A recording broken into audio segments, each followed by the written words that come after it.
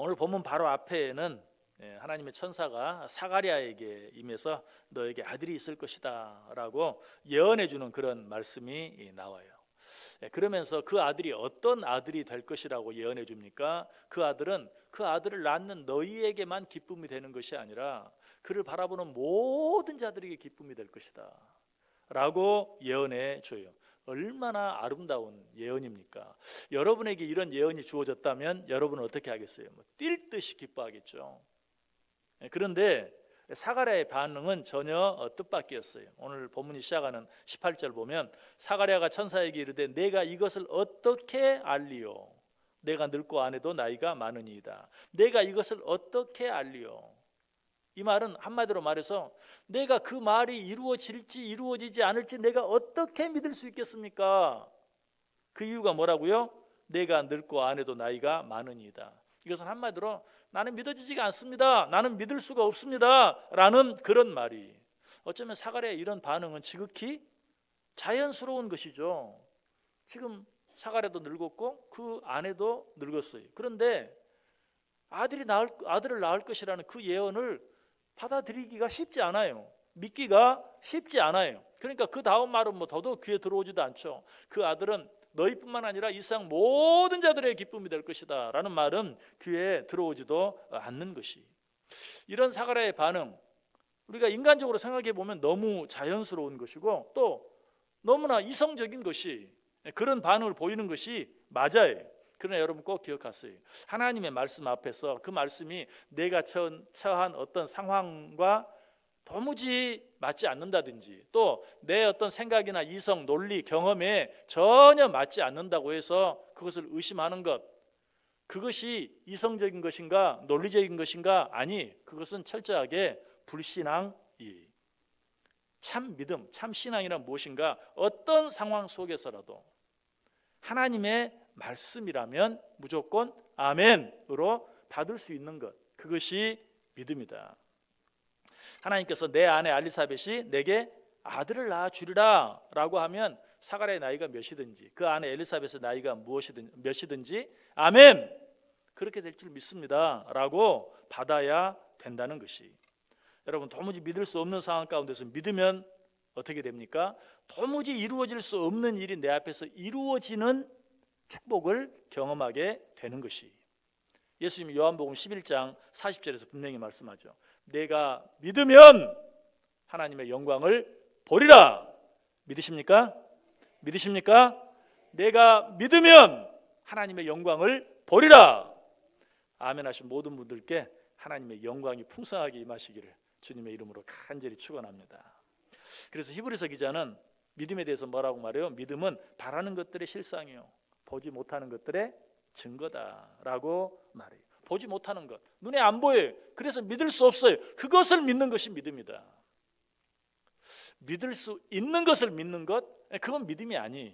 믿을 수 있는 것을 믿는 것은 그냥 지식일 뿐이에요. 그야말로 그거는 경험이고 하나의 논리일 뿐이에요.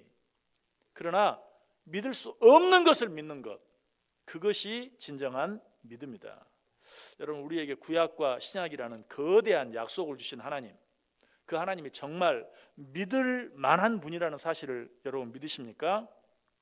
그분과 그분의 약속을 확실히 믿을 수만 있다면 그 모든 약속의 성취도 반드시 보게 될 것이, 방금 우리가 뭐라고 찬송했어요? 우리 주만 믿으면 모두 구원 얻으며 영생 복락 면류관 확실히 받겠네. 믿으십니까? 우리 주만 믿으면 하나님께서 약속하신 그 모든 약속의 결과들을 확실히 받아 누리게 될 것이다. 그런데 안타깝게도 사가랴는 이 사실을 믿지 못했어요. 사가랴가 어떤 사람이라고 소개합니까? 분명 의로운 사람이라고 소개하고 있어요. 뿐만 아니라 사가랴는 어떤 사람이었죠? 제사장이었어요. 그럼에도 불구하고 그는 하나님의 약속의 말씀, 하나님이 자기에게 직접 해주신 예언의 말씀도 믿지 못했어요. 육신을 가진 인간은 누구라도 이런 불신의 자리에 빠질 수 있어요. 그러므로 우리는 하나님을 나를 믿는다, 나는 하나님의 말씀을 믿는다. 그냥 그 사실만 인정하고 내가 지금 어떤 자리에 있는가 하는 것을 확인해 보지 않고 신앙생활하는 그런 자리에 빠져서는 안 돼요. 늘 우리를 살펴야 돼요. 내가 정말 하나님을 믿는 자로서 하나님께서 주신 모든 약속의 말씀들을 확실하게 믿음으로 받아들이고 있는가, 그 모든 말씀들에 확실하게 순종하며 살아가고 있는가 날마다 확인해야 돼요. 그런데 이런 사가랴의 모습을 통해서 우리는 놀라운 사실 한 가지를 보게 돼요. 그건 뭐냐면 우리들이 비록 하나님의 약속을 의심함으로 믿지 못하고 믿음으로 받아들이지 못한다 할지라도 하나님은 신실하신 분, 하나님은 성실하신 분으로서 당신께서 하신 약속을 반드시 이루어 가신다는 것이. 자, 오늘 보면 20절 말씀 다시 한번 보세요. 보라, 이 일이 되는 날까지 내가 말 못하는 자가 되어 능히 말을 못하리니 이는 내가 내 말을 믿지 아니함 이거니와. 자, 뭐라고 말해요? 네가 내 말 믿지 못했지, 내가 너에게 한 예언의 말을 네가 믿지 못했지, 그러니 너는 그 일로 인하여 말을 하지 못하게 될 것이다. 그런데 거기서 끝나지 않아요. 그 다음에 뭐라고 말해요? 때가 이르면 내 말이 이루어지리라. 너는 내 말을 믿지 않았지만 그러나 그럼에도 불구하고 때가 되면 내가 너에게 예언한 일이 반드시 이루어질 것이다 라는 것이. 우리들의 어떤 믿음 없는 태도도 하나님의 그 신실하신 약속을 무효화시키지는 못해요. 하나님께서 한번 이루시기로 하신 일은 믿음 없는 우리들이 아무리 안 된다고 박박 우겨도 기어이 이루고야 마세요. 그런데 이렇게 말하면 꼭 이렇게 생각하고 또 이렇게 질문하는 분들이 있어요.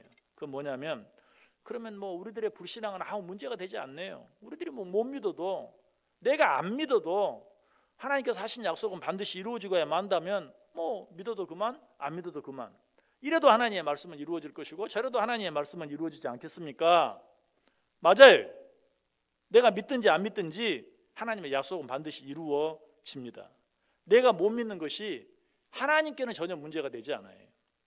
그러나 우리가 반드시 기억해야 될 것은 그것이 우리의 믿음 없음에도 불구하고 하나님께서 당신의 뜻을 이루어 가시기는 하지만 그 사실을 믿지 못한 우리들에게 그 책임이 주어진다라는 사실을 꼭 기억해야 돼요. 자, 다시 20절 말씀 보세요. 보라, 이 일이 되는 날까지 내가 말 못하는 자가 되어 능히 말을 못하리니. 하나님이 사가랴에게 준 예언의 말씀은 사랴가 믿든지 믿지 못하든지 그대로 이루어졌어요. 그래서 그들에게 세례 요한이 주어졌어요. 그러나 사가랴가 믿지 못함으로 말미암아 사가랴는 어떤 벌을 받았습니까? 말 못하게 되는 벌을 받게 되었다. 지난 시간에도 말씀을 드렸죠. 성경을 자세히 보면 말 못하는 벌만 받은 것이 아니라 듣지도 못하는 벌도 함께 받은 것을 알게 돼요. 하나님께서 왜 사가랴에게 하필이면, 여러 가지 많은 벌이 있겠죠. 그런데 왜 하필이면 벙어리가 되고 귀머거리가 되는 벌을 주셨을까? 그것은 사가랴가 지금 현재 자신의 눈에 보이는 것만 바라보고 이전에 자신의 귀로 들었던 하나님의 약속, 또 제사장으로서 자기 입으로 직접 많은 사람들에게 말했던 하나님의 약속, 그런 것들을 지금 다 믿지 못하고 있는 거예요. 그런 모습을 보면서 하나님께서 야, 그 네가 들은 하나님의 말씀, 또 네가 네 입으로 직접 전한 하나님의 말씀, 네가 직접 듣고 직접 전한 것까지도 믿지 못하는 그런 귀와 입은 달고 다니면 뭐 하겠냐. 내가 그 입을 봉해버리고 내가 그 귀를 듣지 못하게 만들겠다 하는 그런 의미인 것이. 이 사실을 통해서도 우리가 한 가지 배워야 될 것이 있어요.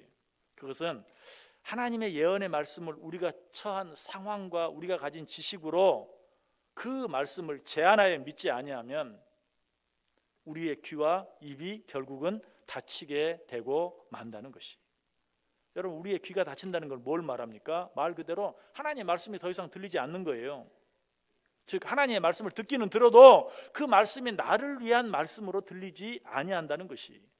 자, 하나님의 말씀이 들리지 않는다. 이것은 뭐 소리가 들리지 않는다는 게 아니에요. 여러분 지금 제가 하는 말이, 이 제가 하는 말 소리가 여러분의 귀에 들리지 않는 분 계십니까? 한 분도 안 계시죠? 잘 들리죠? 그런데 그게 하나님의 말씀이 들리는 게 아니에요.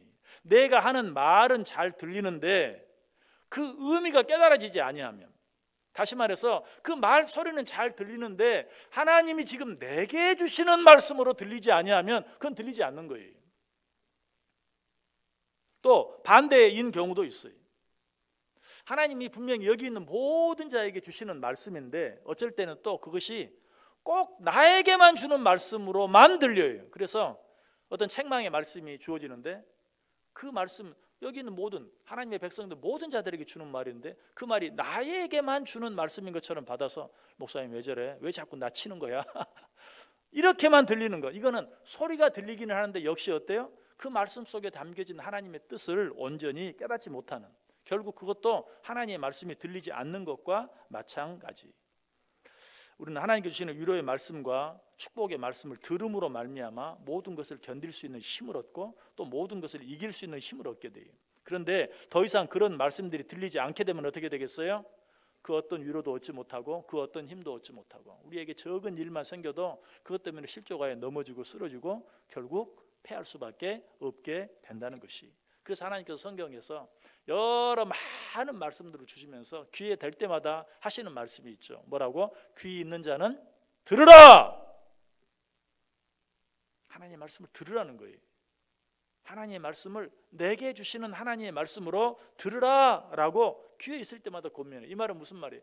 너희가 하나님의 말씀을 소리로는 들으면서도 그 말씀이 지금 나에게 주시는 말씀으로는 받지 못하고 있다라는 것이. 그러지 말고 지금 이 말씀이 지금 너에게 주시는 하나님의 음성인 것을 기억하라. 다시 말해서 그 말씀을 너에게 주는 말씀으로 받고 그 말씀대로 순종하며 살아라 라는 그런 의미. 하나님께서 우리를 여러 가지 방법으로 징계하시는데 하나님께 징계하시는 방법 중에 가장 무서운 방법이 있다면 어떤 방법인 줄 아세요? 우리 성경 한번 같이 읽어볼까요? 아모스 8장 11절 말씀 같이 읽겠습니다. 주 여호와의 말씀이니라. 보라, 날이 이를지라. 내가 기근을 땅에 보내리니 양식이 없어 주림이 아니며 물이 없어 가람이 아니요 여호와의 말씀을 듣지 못한 기갈이라. 아멘. 하나님이 우리에게 주시는 가장 큰 징계 가운데 하나는 우리가 가진 모든 것을 잃어버리고 우리가 가졌던 건강을 잃어버리고 하는 것이 아니라 더 이상 하나님의 말씀이 들리지 않는 거예요. 왜? 이것은 다시 회복될 수 있는 가능성이 없기 때문에 그래요. 하나님의 말씀이 들리지 아니하면 절대로 다시 회복되어질 수 없어요.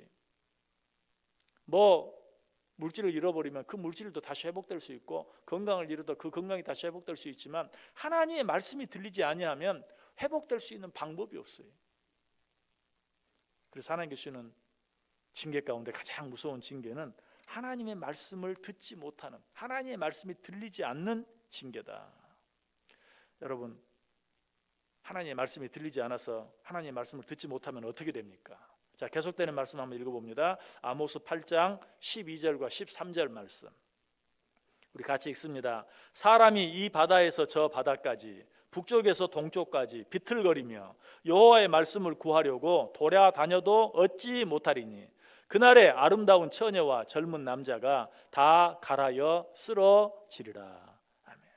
하나님의 말씀을 듣지 못하면 여기 보면 아름다운 처녀와 젊은 남자, 힘 있는 젊은 사람, 육신적으로는 무엇이든지 할 수 있을 것 같은 그런 사람을 말해요. 비록 그런 자라 할지라도 하나님의 말씀을 듣지 못하면 다 갈아여 쓰러지고 말 것이다 라고 이야기하고 있어요. 그런데 하나님의 말씀을 듣고 그 말씀대로 순종하며 살아가면 어떻게 될까요? 역시 성경 한 구절 같이 읽습니다. 이사야 40장 31절 말씀 같이 읽겠습니다. 오직 여호와를 앙망하는 자는 새 힘을 얻으리니 독수리가 날개치며 올라감 같을 것이요 다른 박질하여도 곤비하지 아니하겠고 걸어가도 피곤하지 아니하리로다. 아멘. 아까는 어때요? 하나님의 말씀을 듣지 못하면 아주 혈기왕성한 젊은이라 할지라도 쓰러지고 넘어지고 자빠질 수밖에 없다. 그러나 하나님의 말씀을 듣고 그 말씀을 신뢰하고 그 말씀을 바라고 하나님을 바라고 살아가면 마땅히 피곤할 수밖에 없는, 마땅히 쓰러질 수밖에 없는 그런 지경에서도 피곤하지 아니하고 넘어지지 아니하고 쓰러지지 아니할 것이다 라고 말하고 있어요. 왜? 하나님의 말씀은 그 자체가 힘이고 능력이기 때문에. 우리가 하나님의 예언의 말씀을 불신함으로 믿지 못할 때는 우리의 귀가 막히게 되어 있어요. 그러면 우리는 일상에서 어떤 위로도 어떤 힘도 얻을 수 없게 된다. 여러분 꼭 기억하세요. 하나님의 말씀을 믿음으로 받지 못하면 귀가 막히게 되지만 그 말씀을 믿음으로 받기만 하면 기가 막히는 삶이 펼쳐지게 돼요. 말씀 잘 이해하셨어요? 하나님의 말씀을 바로 듣지 못하면 귀가 막히게 돼요. 그러나 하나님의 말씀을 바로 들으면 기가 막힌 삶을 살 수 있다니까요. 여러분 뭘 원하세요?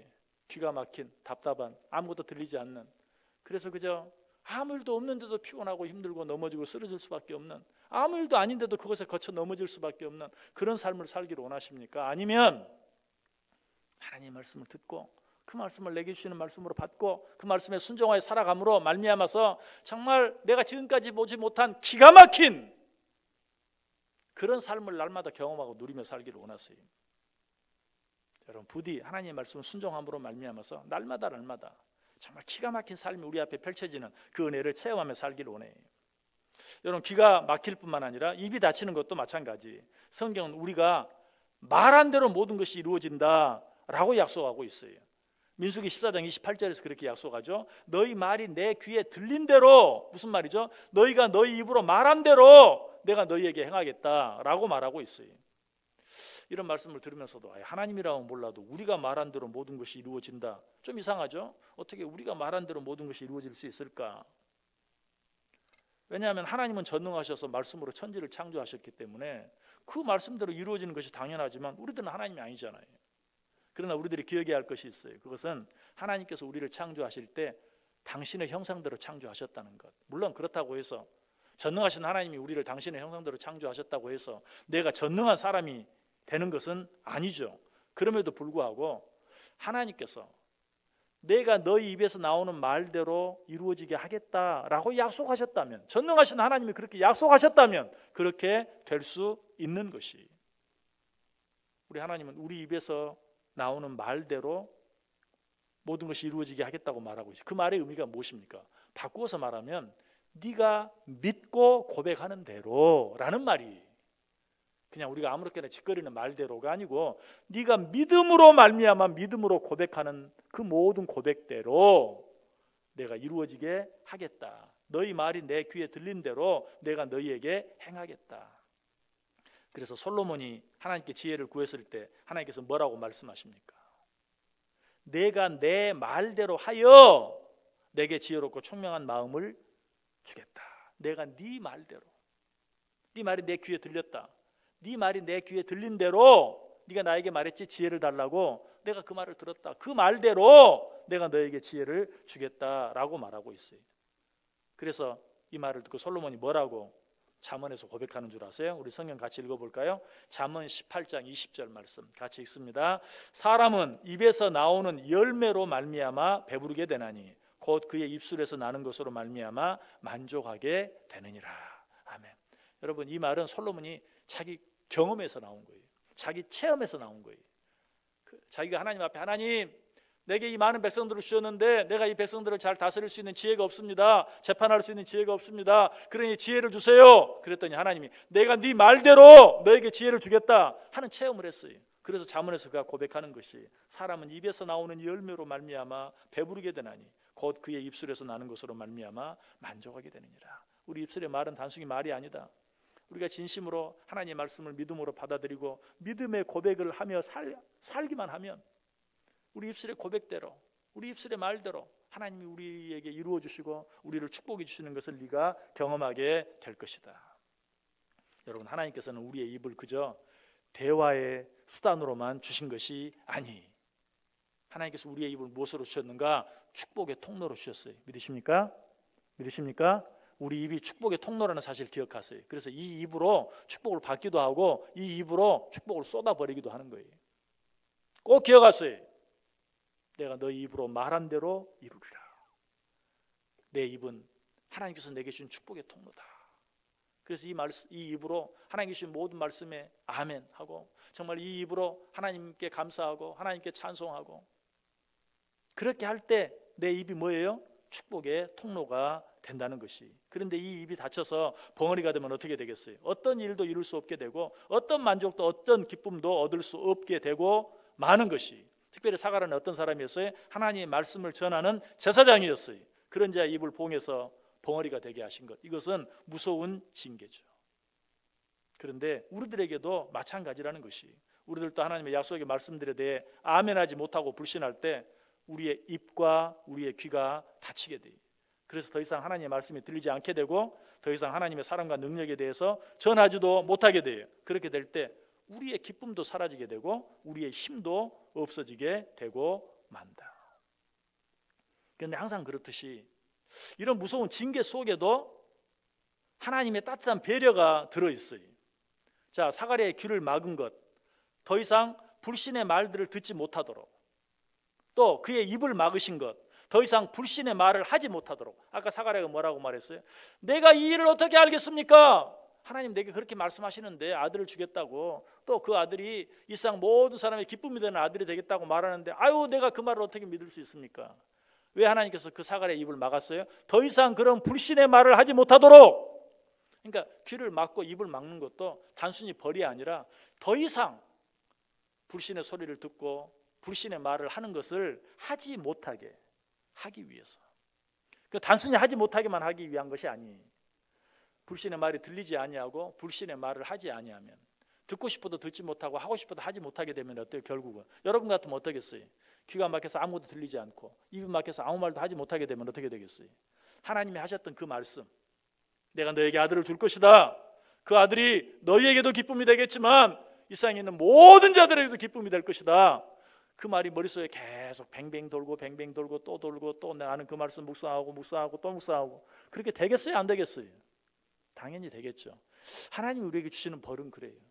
설령 귀가 들리지 않고 입이 말할 수 없는 그런 무서운 징계를 받는다 할지라도 그 안에서 어때요? 하나님이 주신 약속의 말씀을 묵상하고 또 묵상하고 책임질하고 또 책임질할 수 있는 그런 은혜를 우리에게 주신다는 것이. 아마 사가랴는 그 시간 동안에 몇 달 동안이나 10달 동안 그랬죠. 10달 동안 말을 하지 못했다고 그랬어요. 아이를 주겠다는 하나님의 예언의 말씀이 주어지고 그 아이가 태어날 때까지 그 시간 동안 얼마나 많이 하나님께서 그동안 그에게 주셨던 말씀, 그가 그의 입으로 전했던 말씀, 그리고 특별히 벙어리가 되기 직전에 하나님이 주셨던 내가 너에게 아들을 주겠다라는 그 말씀이 얼마나 머릿속에서 많이 돌고 그 말씀을 또 묵상하고 또 묵상했겠어요. 또 그러면서 얼마나 많이 회개했을 것이. 이것이 징계 속에 감추어진 하나님의 사랑이요 또 하나님의 배려다. 이런 긴 시간 통해서 하나님의 그런 강제적인 방법, 하나님의 그런 강제적인 사랑으로 말미암아서 그가 회개하고, 그가 직접 고백하지는 못했지만 하나님이 그에게 주신 예언의 말씀을 비로소 받아들이고 믿었을 때 그 사실을 어떻게 알 수 있습니까? 우리 지난주일에 생각해 보았잖아요. 사람들이 이 아들의 이름을 뭐라 할까? 그거야 아버지 이름 따라서 사가랴라고 해야지. 그때 사가랴가 뭐라고 말했어요? 서판을 달라 하면서 아니다, 요한이라고 해야 된다. 무슨 말이? 비로소 이제 하나님의 말씀을 다 받아들인 거예요. 비로소 하나님의 말씀을 다 믿은 거예요. 들리지 않고 말할 수 없는 그 아픔, 그 고통 속에서 하나님의 말씀을 믿게 되었어요. 자신의 잘못을 다 회개하고 뉘우치고 하나님의 말씀을 100% 믿고 그 하나님의 말씀에 100% 순종하게 되었어요. 그래서 성경은 그때 뭐라고 말합니까? 누가복음 1장 63절 64절에 보면 그가 서판을 달라 하여 그 이름을 요한이라 쓰매 다 놀랍게 여기더라. 이에 그 입이 곧 열리고 혀가 풀리며 말을 하여 하나님을 찬송하였다. 여러분, 하나님이 나에게 벌을 준다고 생각하시는 그런 어떤 일이 있습니까? 여러분, 그것까지도 감사하세요. 감사함으로 받고 회개하고 하나님께로 돌아오고 하나님이 주신 그 말씀을 내게 주신 말씀으로 받고 그 말씀에 순종하며 살기만 하면 그 시간도, 아니 그 징계까지도, 그 벌까지도 뭐가 돼요? 축복이 돼요. 이에 그 입이 풀리고 말을 하고. 여러분, 우리는 하나님의 말씀을, 그 말씀이 어떤 말씀이라도 지금 내 상황에 맞는 말이든 맞지 않는 말이든, 내 이성과 논리로 맞는 말이든 맞지 않는 말이든 아멘으로 받고 그 말씀에 순종하며 사는 것만이 믿음이요, 그것만이 그리스도인의 진정한 삶인 것이에요. 그렇게 함으로 말미암아 하나님이 우리에게 주시길 원하시는 기쁨과 축복을 지금 여기에서 맛보는 삶을 살아보세요. 도무지 믿을 수 없는 말을 아멘으로 받고 순종할 때 그 순간 주어지는 은혜와 축복을 경험해 보세요. 그게 신앙생활이에요. 그러나 혹 믿음이 부족해서 하나님의 예언의 말씀들을 불신함으로 귀가 막히고 입이 닫혀있는 그런 가운데 있는 분 계세요. 그것도 하나님이 내게 주신 기회인 줄 알고 하나님의 말씀, 이미 들려진 하나님의 말씀 묵상하고 또 묵상하고, 또 하나님이 깨닫게 해주시는 것 회개하고 또 회개함으로 하나님의 말씀을 믿음으로 받아들일 때 어때요? 그 모든 시간까지도 바뀌어서 우리에게 축복이 되어진다. 다시 한번 기억하세요. 하나님이 주신 것은 버릴 것이 없어요. 믿으십니까? 하나님이 주신 것은 축복이든 징계든 버릴 것이 없어요. 믿음으로 받기만 하면 그 모든 것이 무엇이 돼요? 유익이 돼요. 지금 여러분에게 주어진 것이 무엇입니까? 지금 여러분에게 주어진 말씀이 어떤 말씀입니까? 그 모든 것을 믿음으로 받아들임으로 말미암아 그 모든 것이 여러분의 은혜가 되고 축복이 되어줄 수 있기를 주님의 이름으로 간절히 축원합니다.